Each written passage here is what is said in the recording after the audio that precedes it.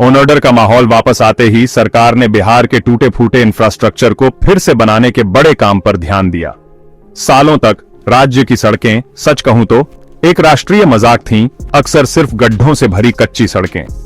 नई सरकार ने अच्छी क्वालिटी की सड़कों और पुलों का नेटवर्क बनाने का एक बड़ा मिशन शुरू किया, जिससे सबसे दूर के गांव भी राज्य की मेन इकोनॉमिक आर्टरी से जुड़ सकें। फोकस सिर्फ नए हाईवे बनाने पर नहीं था, बल्कि गांव की सड़कों को भी बेहतर बनाने पर था, यह सुनिश्चित करते हुए कि किसान अपनी फसलें बाजारों तक आसानी से पहुंचा सकें और आप जानते हैं, बच्चे अपने स्कूलों तक सुरक्षित पहुंच सकें। इस बड़े कंस्ट्रक्शन ड्राइव ने हजारों नौकरियां पैदा की और ग्रामीण अर्थव्यवस्था में नई जान फूंक दी। इस इंफ्रास्ट्रक्चर पुश का असर ईमानदारी से बहुत गहरा था। वे यात्राएं जिनमें कभी पूरा दिन लगता था, अब कुछ ही घंटों में पूरी हो सकती थीं। इस बढ़ी हुई कनेक्टिविटी ने पूरे राज्य में इकोनॉमिक एक्टिविटी को बढ़ावा दिया। नए बाजार बने और छोटे बिजनेस फलने फूलने लगे, क्योंकि सामान और लोग ज्यादा आजादी से घूम सकते थे। गंगा पर बड़े पुलों का निर्माण, जैसे दीघा सोनपुर पुल, ने पूरे क्षेत्रों के फिजिकल और साइकोलॉजिकल आइसोलेशन को खत्म कर दिया। इकोनॉमिक सर्वे के अनुसार बिहार के सकल घरेलू उत्पाद में एक जबरदस्त चेंज आया, जो 2004 से 2005 में मामूली 77 हजार करोड़ रुपए से बढ़कर 2022 से 23 तक 6.1 लाख करोड़ रुपए से ज्यादा हो गया, जो राज्य के इकोनॉमिक रिसर्जेंस का एक सच्चा प्रमाण है। सरकार ने अर्बन इंफ्रास्ट्रक्चर और देश के बाकी हिस्सों से कनेक्टिविटी को बेहतर बनाने पर भी ध्यान दिया। पटना जैसे शहरों में नए फ्लाईओवर, पार्क और बेहतर सिविक एमिनिटीज के साथ एक नया रूप देखने को मिला। इन्वेस्टमेंट और टूरिज्म के लिए हवाई यात्रा के महत्व को पहचानते हुए एयरपोर्ट्स को डेवलप करने के प्रयास किए गए। अक्टूबर 2023 में मुख्यमंत्री ने कई जिलों में एयरपोर्ट डेवलपमेंट प्रोजेक्ट्स को मंजूरी दी, जिसका मकसद कनेक्टिविटी को और बढ़ाना था।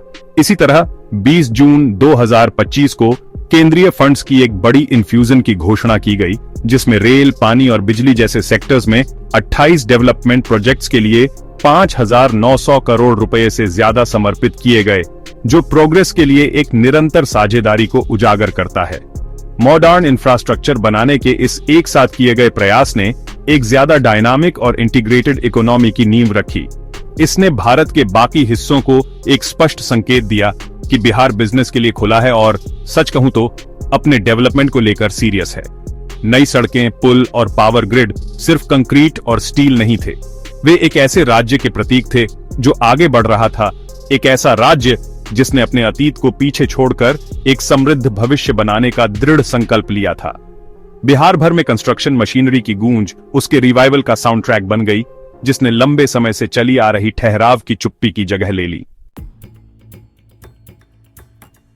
कई सालों तक बिहार को एक इंडस्ट्रियल वेस्टलैंड माना जाता था, एक जगह जहां इन्वेस्टर्स जाने से बचते थे।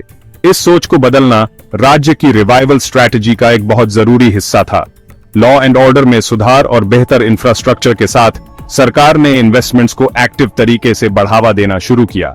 बिहार को नए मौकों की जमीन के तौर पर प्रमोट किया। Micro, small and medium enterprises sector पर खास ध्यान दिया गया, जिसे अक्सर इकोनॉमी की रीढ़ कहा जाता है। पॉलिसीज इस तरह से बनाई गईं ताकि छोटे एंटरप्रेन्योर्स के लिए बिजनेसेस शुरू करना और चलाना आसान हो जाए। उन्हें सब्सिडीज, क्रेडिट तक आसान पहुंच और टेक्निकल सपोर्ट दिया गया। इससे एक बड़ी बूम आई। एमएसएमई सेक्टर में 20% से ज्यादा की ग्रोथ रिपोर्ट की गई। इंडस्ट्रियल ग्रोथ पर इस नए सिरे से ध्यान देने से काफी इन्वेस्टमेंट अट्रैक्ट होने लगा। रिपोर्ट्स के मुताबिक राज्य ने फूड प्रोसेसिंग, एथेनॉल प्रोडक्शन और मैन्युफैक्चरिंग सहित अलग अलग सेक्टर्स में 50,000 करोड़ रुपए से ज्यादा का इन्वेस्टमेंट अट्रैक्ट किया। सरकार ने इन्वेस्टर समिट्स ऑर्गेनाइज किए और इंडस्ट्रियल पार्क्स बनाए ताकि नई फैक्ट्रीज के लिए रेडी टू यूज इंफ्रास्ट्रक्चर मिल सके। गोल था राज्य की इकोनॉमी को डाइवर्सिफाई करना, जो बहुत ज्यादा एग्रीकल्चर पर डिपेंड करती थी, और अपनी बड़ी युवा आबादी के लिए नॉन फार्म जॉब्स बनाना। यह चेंज माइग्रेशन की पुरानी समस्या को हल करने के लिए जरूरी था, राज्य के अंदर ही रोजगार के मौके पैदा करके। इकोनॉमिक डेटा इस पॉजिटिव टर्न अराउंड को दिखाता है। राज्य की ग्रोस स्टेट डोमेस्टिक प्रोडक्ट में कई सालों तक लगातार डबल डिजिट ग्रोथ देश में सबसे ज्यादा थी, जो एक मजबूत इकोनॉमिक रिकवरी का संकेत था।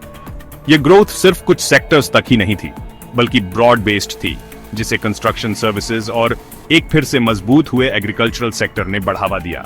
इस इकोनॉमिक मोमेंटम ने सरकार को ज्यादा रेवेन्यूज दिए, जिन्हें सोशल वेलफेयर प्रोग्राम्स और आगे इंफ्रास्ट्रक्चर डेवलपमेंट में फिर से इन्वेस्ट किया जा सकता था, जिससे ग्रोथ और प्रोग्रेस का एक ऐसा अच्छा साइकिल बना जो कई सालों से गायब था।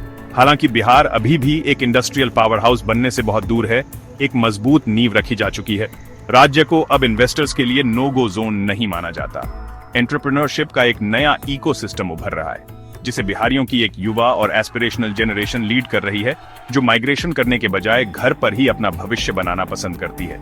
सफर लंबा है और बड़े पैमाने पर इंडस्ट्रियल एम्प्लॉयमेंट बनाने में चुनौतियां अभी भी हैं, लेकिन इकोनॉमिक ग्रोथ का इंजन चालू हो गया है।